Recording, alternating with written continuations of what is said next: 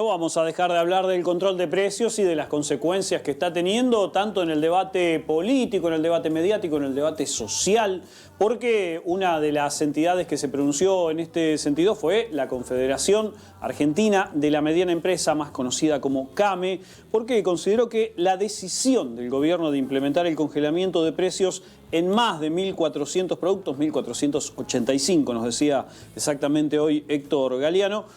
Según CAME, esta medida constituye una medida transitoria ante un problema evidente, al tiempo que señaló la CAME, ¿no?, que la iniciativa debe conducir a un plan de estabilización en materia inflacionaria. Sobre este tema vamos a hablar con Salvador Femenía, quien es vocero de CAME. Salvador, ¿cómo va? Buenas tardes, mi nombre es Sergio Ferreira, desde Santa Fe lo estamos saludando. Sergio, ¿qué tal? ¿Cómo estás? Un gusto.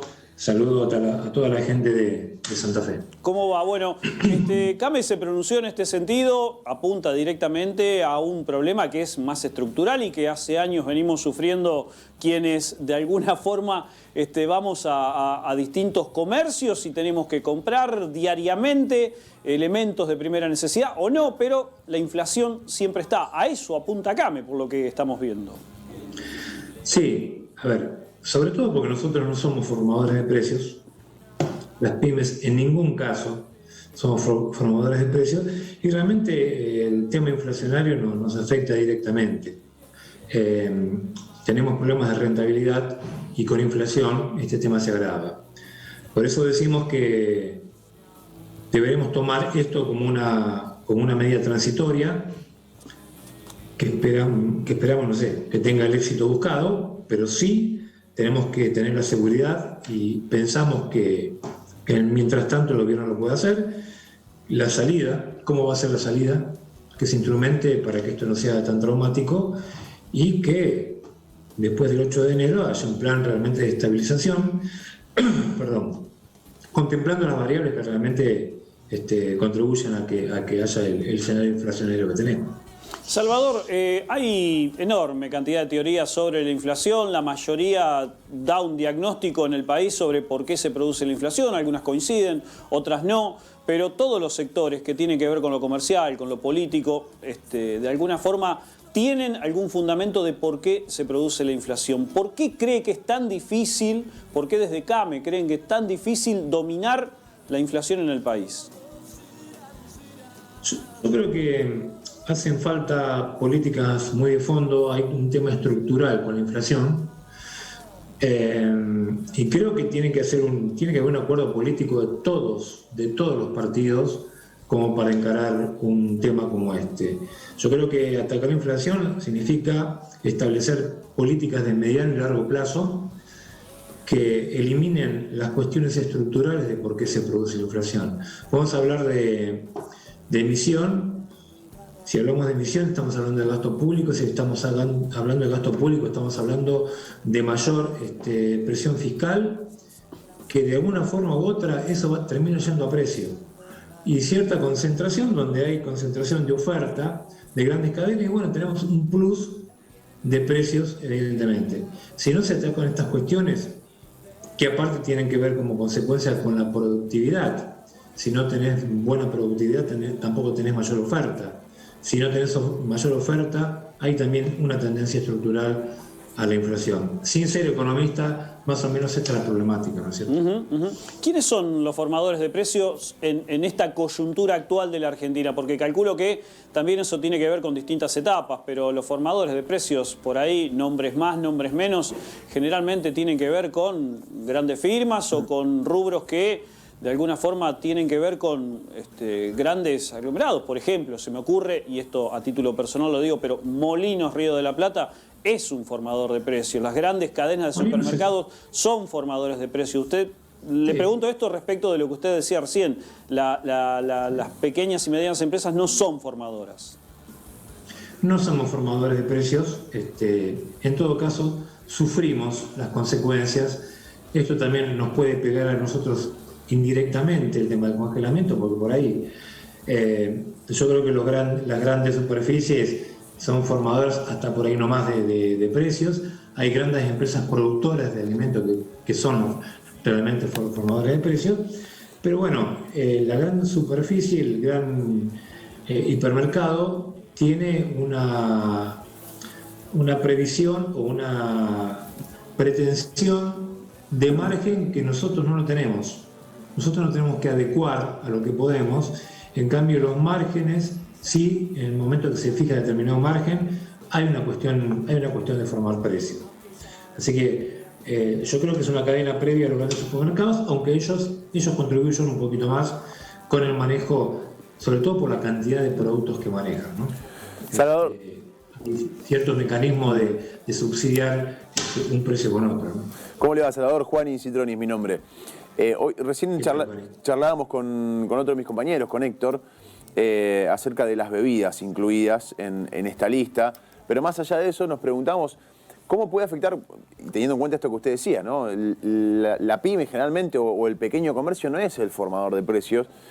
Quizá hay grandes empresas que tienen la espalda para bancarse un congelamiento, disminuir quizás su margen de rentabilidad o suplantarlo con otros productos. ¿Qué pasa con el mercado más pequeño, digamos, que no tiene ese margen y que tendría también que garantizar ese precio, ¿no? Es un poco más difícil, Los márgenes del comercio que podemos representar nosotros, digamos, es el comercio más chico, el supermercado de barrio, el comercio de proximidad.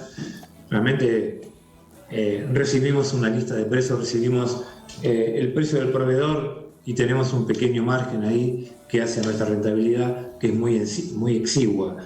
Tendremos que trabajar, si realmente tenemos que cumplir, y seguramente vamos a resignar un poquito más del margen bruto que tenemos hoy en día. ¿Cuál es ese margen? ¿Con qué margen está trabajando hoy un mini mercado, un mercado de proximidad, más o menos, ¿no? En términos generales. 20-25%, margen bruto.